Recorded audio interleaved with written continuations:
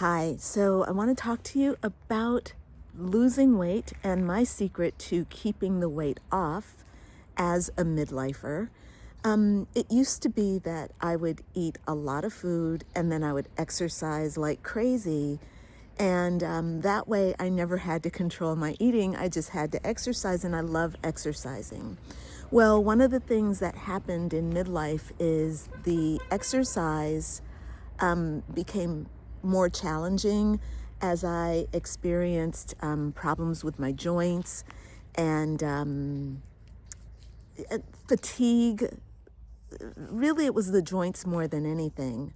There was a period early in midlife where I would exercise and it just didn't feel the same after. During the exercise, when my muscles were warm, I felt great, I felt fine. But the recovery afterward got to be painful, but painful in a way that was not normal, and it didn't feel good. It didn't feel safe. It felt like I was breaking, like my bones were creaky and weird. And so I stopped exercising because I couldn't control it without, Advil, and that didn't seem right. And it got depressing, and just my moods during menopause, the midlife crisis, whatever you want to call it. I call it the midlife crisis because menopause tends to be kind of physical, but there were some other things that were going on emotionally and physically and just in the material world that had nothing to do with menopause and everything to do with a crisis. So for me, it was a crisis. So anyway, I could not exercise the way that I wanted to exercise. I had to take a lot of pain meds, and I just started getting depressed, and I started putting on a lot of weight. I got up to 160 pounds, and and so I was in this kind of depression zone. This was also around COVID. So things started to change for me when COVID happened, and then I started playing pickleball. So pickleball was not great exercise, but it was a lot of fun, and it got me out of the house. And I had an amazing group of women that I played pickleball with every single day. I'm talking, we probably did 21 hours of pickleball every week. And we would play on their beautiful properties. Like, they had pickleball courts on their home, like on their backyards. They'd set it up. And so we'd go and play. And it was an amazing experience. And it did a lot to transform my mind and to kind of transform my understanding of what life could be. So that was very helpful. Now, this was just a period. When I started playing pickleball, I had a lot of pain. But then I also started running again, and I was taking a bunch of Advil, and I was like, I'm going to just force this to happen. Okay. I'm going to take Advil every day. And I knew that was dangerous, but I was going to do it anyway. But then this woman, I joined this running group, and this woman, told me about intermittent fasting. Now, she gave me a video or a bunch of videos, and I'm like, this sounds so complicated. Like, what are you talking about? You want me to eat what, between what, and do this what, and this is happening, and what's happening? And I'm like, no, I ain't doing that. So I put it off for about a year, and then I moved to France. And the lifestyle in France, COVID had, everything had opened up over COVID. And lifestyle in France is very, very conducive to losing weight because you do a lot of walking. And I do a lot of walking. I've got friends who are in cars. I actually dated a guy who was obese, okay? He's Parisian, and he was obese, and he took a cab everywhere. And I'm like, dude, if you just walked, like, you would lose a bunch of weight. But anyway, he was very handsome and very sexy, by the way. So all that. Very well dressed as well. Like, that was also very nice. And we would eat the most amazing meals together. So,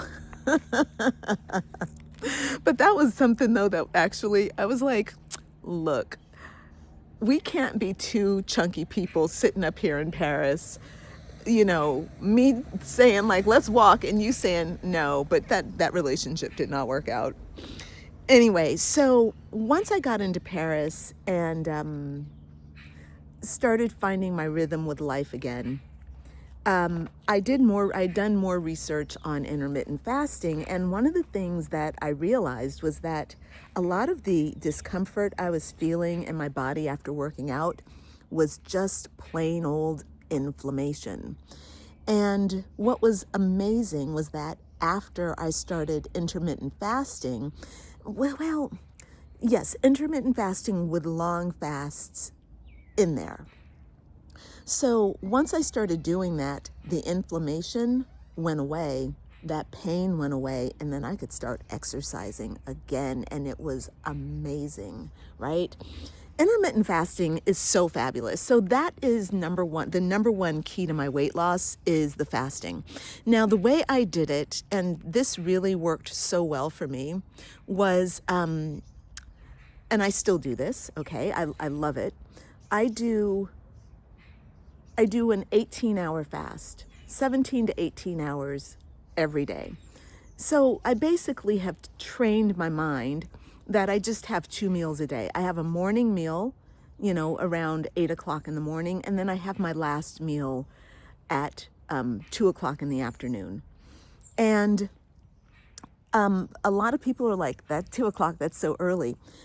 It was early, but then I'm like, that's actually perfect. If I have my last meal at 2, by the time I go to bed at night, my system is pretty much done digesting, and I tend to sleep pretty well at night as well. So being in midlife, all that kind of weird sleep behavior disappeared with the fasting, with the earlier meals in the day, and the inflammation reduction, and just, not having wine at night. That's hard here. Okay, so living in France and not having wine is really hard. Living in France and not eating a meal at night is hard as well.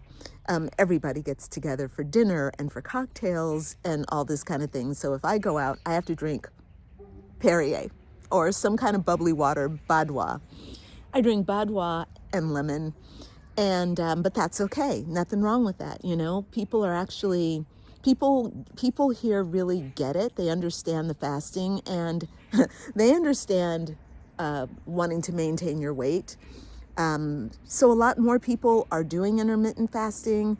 A lot of people are drinking less alcohol, and a lot of people are still smoking up a storm. These people smoke cigarettes like it is going out of style. I'm like, are you seriously still smoking with everything that you know about smoking? And, I made another video, and I was thinking about like how my skin looks. My skin looks pretty damn good. To be 55 years old, it looks pretty good.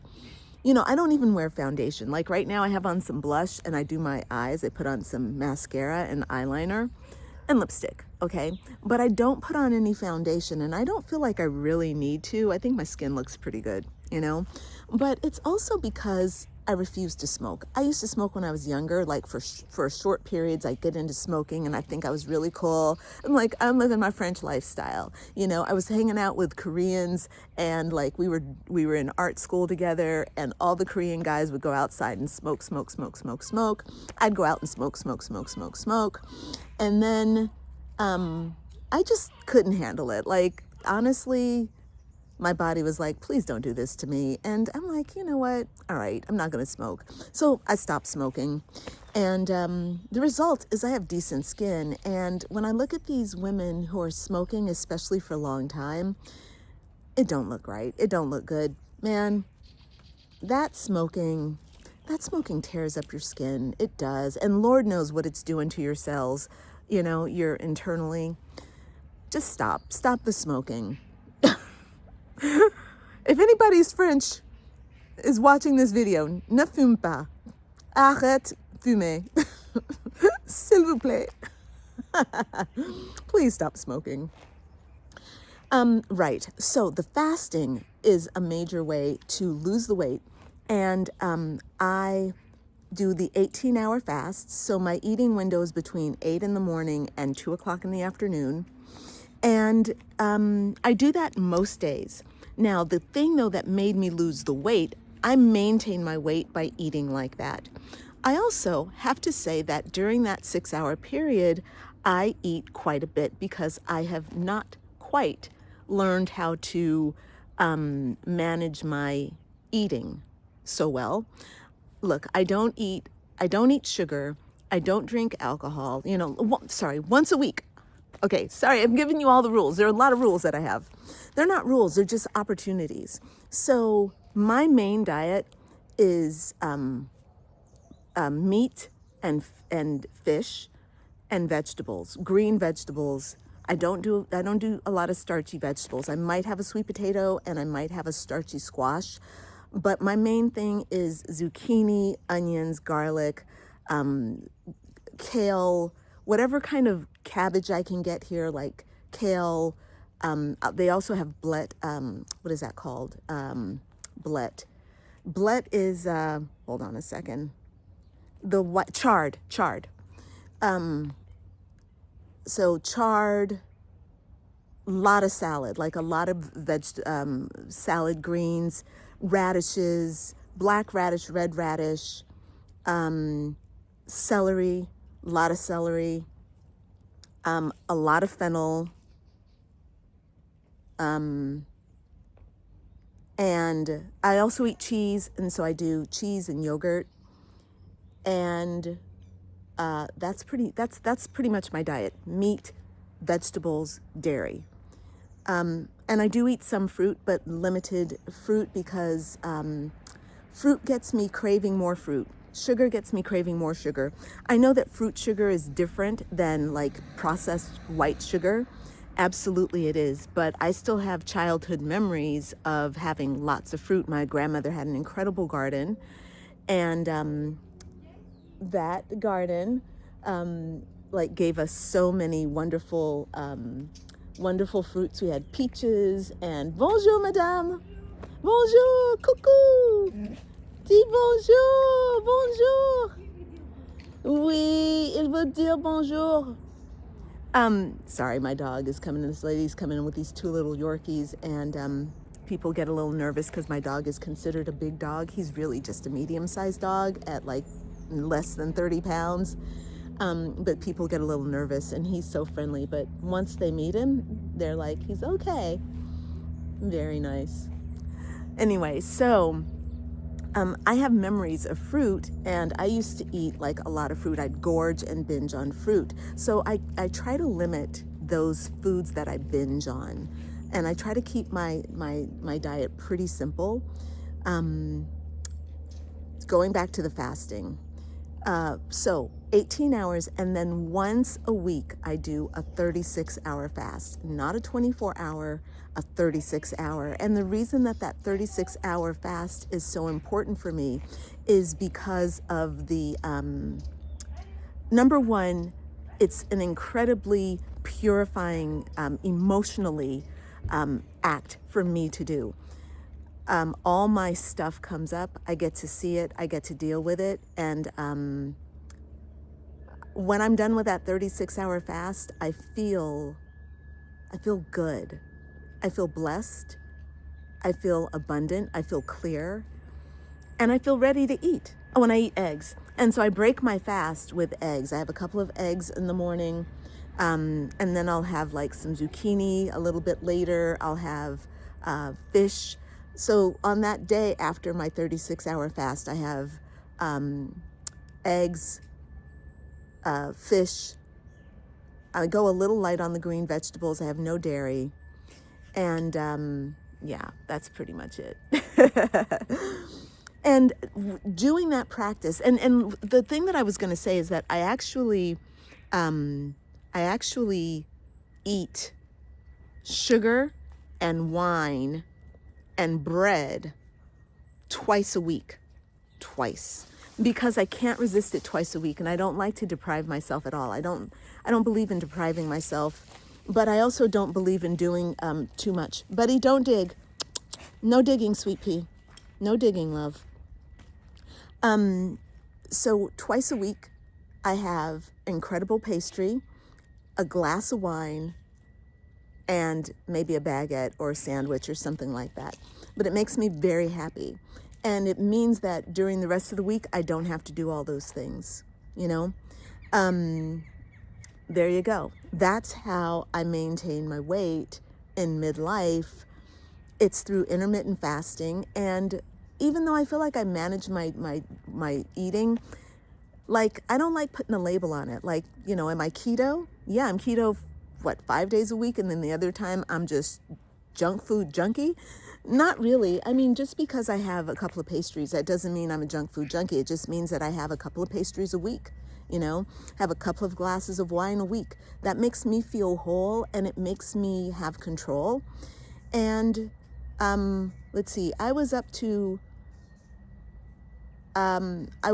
like one recently. So I guess it was COVID. I think I got up to, I was up to 160. And now I'm at, I think I'm at one, like probably 120. And for me, that's my ideal weight. I have a small frame, so I don't need to have an extra, I don't need extra weight because I'm kind of like just small framed. I come from a small framed family. And so more weight for me can look sloppy. And if I gain weight, I'm going to make sure that it's muscular. I'm going to gain muscle. I like to keep my body fat around 18%. So I work out like that, That means I do weight training 30 minutes a day, 5 days a week. And I do a lot of walking. And that keeps me lean and healthy. And that helps to have the diet that works with me, All right, that's me. I'm going to go ahead and sign off. Bye for now.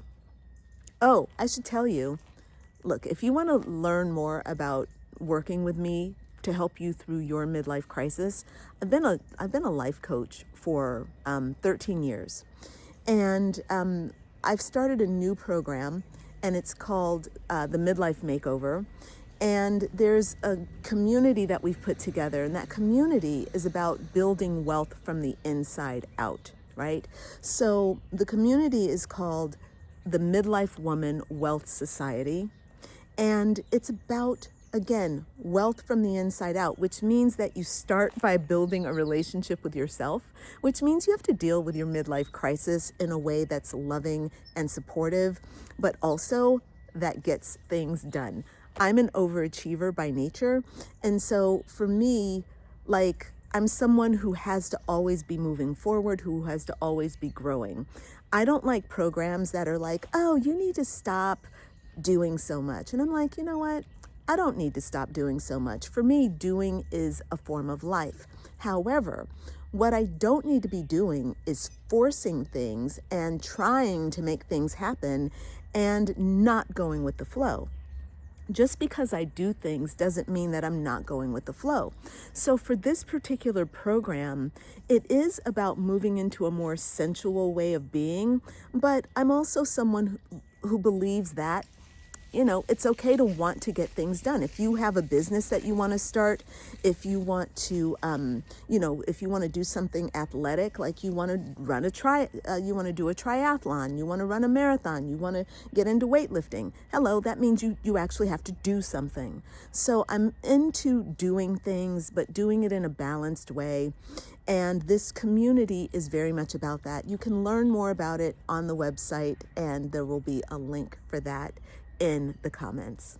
All right, I'll talk to you later, friends. Thanks for watching. Give the video a thumbs up, share it with a friend, subscribe, all those things. All right, thanks a lot. Bye for now.